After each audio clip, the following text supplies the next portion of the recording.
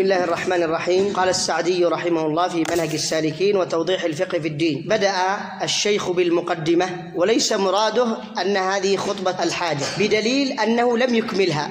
هذه المسألة الأولى. المسألة الأولى أن المصنف لم يأتي بالمقدمة خطبة الحاجة، ومعنى خطبة الحاجة التي يبدأ بها في خطب الجمعة وفي خطب العيدين وفي الاستسقاء تسمى خطب الحاجة، بدليل أنه لم يكملها وإنما أراد بها مقدمة، لأن بعض العلماء يقول إنها خطبة الحاجة.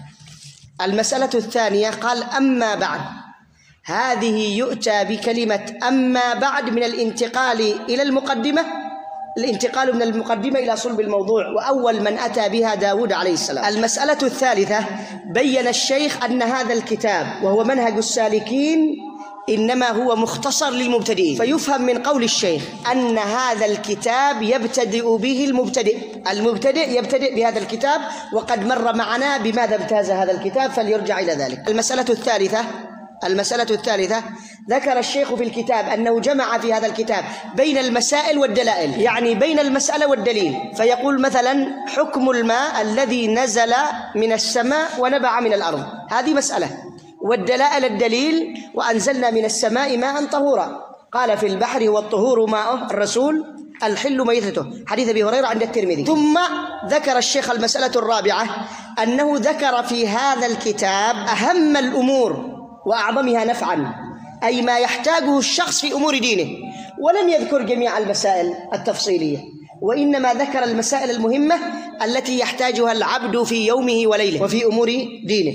ثم ذكر الشيخ المسألة التي بعدها الرابعة أو الخامسة، أنه في بعض الأحايين يقتصر على النص. كيف يقتصر على النص؟ يذكر الدليل دون أن يذكر المسألة.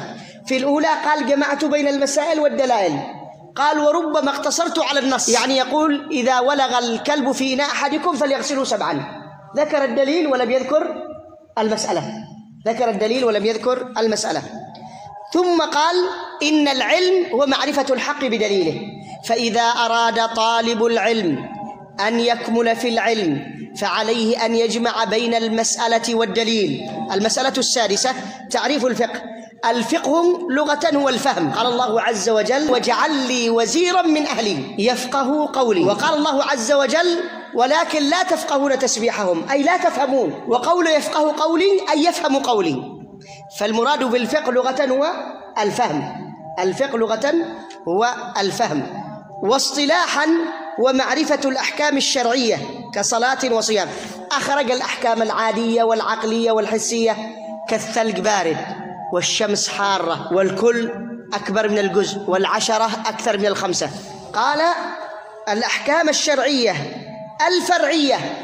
أخرج الأحكام الأصولية، هذا ترجع إلى أصحاب الأصول. على سبيل المثال يقول الأصوليون: الأمر يدل على الوجوب، فكلمة وأقيموا الصلاة يقولون واجب. ما الدليل؟ قالوا: الأصل عندنا أن الأمر يدل على الوجوب، فأقيموا الصلاة أمر يدل على أنه واجب. ولا تقربوا الزنا، هذا نهي يقتضي التحريم، لأن النهي يقتضي التحريم. طيب، هذا ما يدرس الفقه، هذا يدرس الأصول. الفقه ايش يدرس؟ الأحكام الفرعية: كم شروط الصلاة، كم أركان الصلاة، كم واجبات الصلاة، حكم أذكار الركوع، حكم أذكار السجود، صحة الصلاة، فساد الصلاة، إلى آخره. قال: بأدلتها. ثم ذكر ما هي الأدلة. ذكر الأدلة 4: الكتاب والسنة والإجماع والقياس. أما الكتاب فواضح، والسنة: وأنزلنا إليك الذكر لتبين للناس ما نزل إليهم.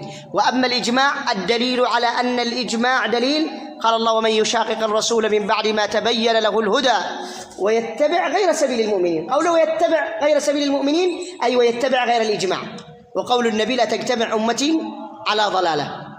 وأما القياس فمعمول كقياس الحاقن على الغضبان في الحكم، لأن الغضبان سيحكم بغير ما أنزل الله، وكذلك الحاقن الذي عنده غائط أو بول. وكذلك قياس النبي في الإبل على بني آدم، فقاس بني آدم على الإبل: هل فيها من أورق؟ قال: لعله نزع عرق، فقال النبي: لعل ابنك هذا الأسود نزعه عرق. ثم قال: وإذا كانت المسألة خلافية بين العلماء، يعني ما ترجح عندي بدليل آخذ به، يعني يفهم من المؤلف أنه لا يتعصب لمذهب ولا لقول أحد، وإنما يتبع الدليل. فيقول إذا كانت المسألة خلافية فالذي ترجح عندي آخذ به بدليله. إلى هنا.